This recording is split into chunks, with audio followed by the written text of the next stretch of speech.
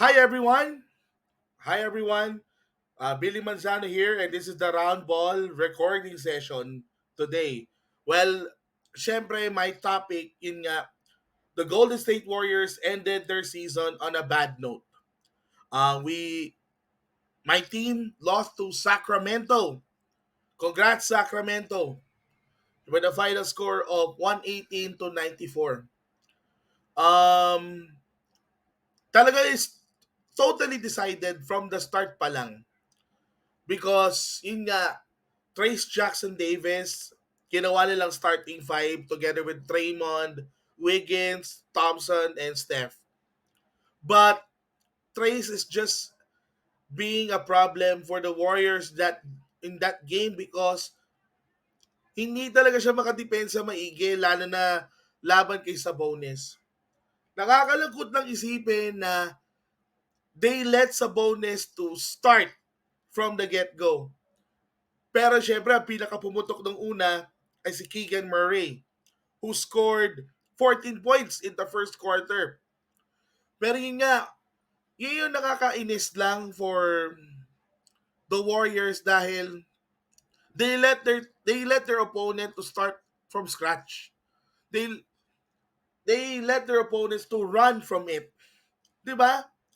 Parang parang wala tayong natutunan. Wala naman sila natutunan. Na naman, tapos ito na, nung tumikit tayo nung second half, nung second quarter, until the early moments of the third quarter, wala nangyari sa atin. Pagkatapos nun, isipin mo, the Kings are doing 3-point shots after 3-point shots. Alam mo saan tayo nalintikan? Sa offensive rebounds. Yung offensive rebounds pa lang.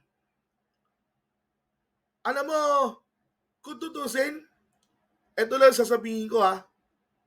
Ito lang sasabihin ko.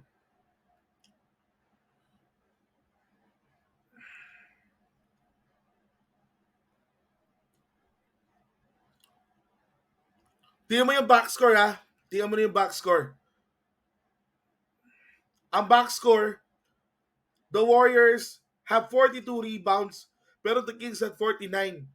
49, 15 of it coming from the offensive end.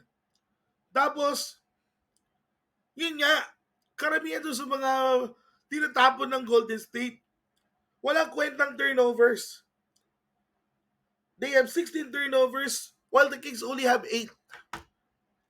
Ang laki ng sinayang natin. Kung tutusin, syempre nagdismaya ako bilang fan eh. 'Di ba? Parang what in the world happened for the Warriors? Eh, ngayon, wala na, tapos na. We lost, it's over. So ano dapat gawin ng Golden State this coming off-season? At the end of the era na nga ba for the Golden State Warriors? Well, una, dapat i-market nila si Klay Thompson at si Andrew Wiggins. If they can market very well, despite of what happened, tapos na ang era ng Big Three. Syempre, nakakalungkot lang for Steph Curry na he will not get his fifth championship. He will try it next year again. Pero here's the catch. Aside from marketing Clay and Andrew Wiggins, they need to get a legit big man. Buti nila sa draft. Napaganda pa yung draft natin.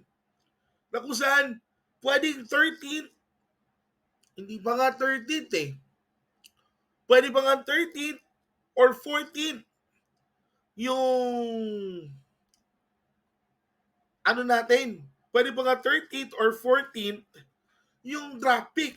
Baka pwede pa nga umabot ng top 12 eh. Diba? Bakit ko nasabi to? Kasi it's time for the Warriors to get a big man. Hindi na pwede yung katulad ni na Trace Jackson Davis, ni na Draymond, ni na Kevon Looney, na undersized centers. Hindi na pwede yun. Tapos na ang small ball era. Bumalik na yung mga bigs. Like sina Şengün, like sina Jokic, Embiid, tapos sina Giannis, tapos pumasok pa sa eksena sina Chet Holmgren and Victor Wembanyama. Di ba? We need a legit big na kaya makipagsabayan. Kung hindi sa draft, why not get in a trade or in a free agency? At least a 7-footer. I want a 7-footer na defensive-minded, but, but, he can be a good passer. Who reminds me? Andrew Bogut.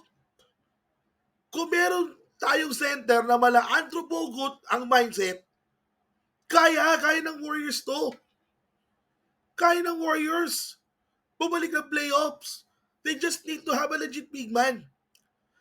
Si Trayce Jackson Davis, ang kailangan kong improve sa kanya free throws. And pangalawa, siguro speed. Kasi gusto niya maging speed 5, di ba? Kailangan marunong siya maging physical, marunong siya sa bilis. Iyon kailangan niya improve. Siguro kay Brandon Krzyzewski, yung kanyang finishing around the rim. Yung hindi siya nagmamadali, yung talagang may confidence siya tumira ng layup. Yun yung gusto natin makita. And siguro, tama na small ball. Tama na eh. As I've said earlier, bumalik na ang mga bigs sa NBA. So kailangan natin sumabay doon sa trend ng bigs. Kaya kung ako tatanungin mo, I would like to see na meron man lang changes ang Warriors. Kung kailangan ng ibuwag ang Big 3, go! Go na ako dun. Ang kailangan lang talaga ay meron kang makita na contender pa rin ang Golden State kahit sabi mong eliminated na sila. Makikita mo next season, they can be a contender for a title shot again. Kahit rebuilding na sila. I want to see that next season. So yun lang, good luck to Sacramento. I hope manalo kayo ng isa against New Orleans. Pero for the Pelicans, I will say na malaking dagok to pag nawala si Ingram at saka si Zion Williamson. Masakit to. Lalo na you have another home court advantage. If I were you, New Orleans, you need to play smart. Lalo na Sacramento is hungry again. And if Sacramento wins against you, sorry, nasayang nyo lang yung effort nyo to have a good record.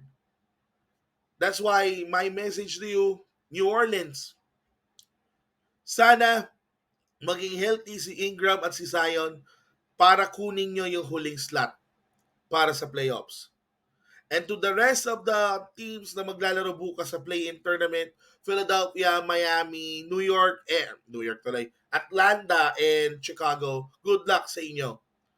Now, for now, Golden State, ang masasabi ko lang, job well done, pero sana, I hope na ma-dedicate nyo next season para kay Coach Dejan Milojevic or Coach Deki. Kasi parang hindi nyo nabigyan ng justice yung pagkamatay ni Coach Deki. Kasi syempre, kung tutusin, this is a matter na parang mag-draw kayo ng inspiration kay Coach Deki.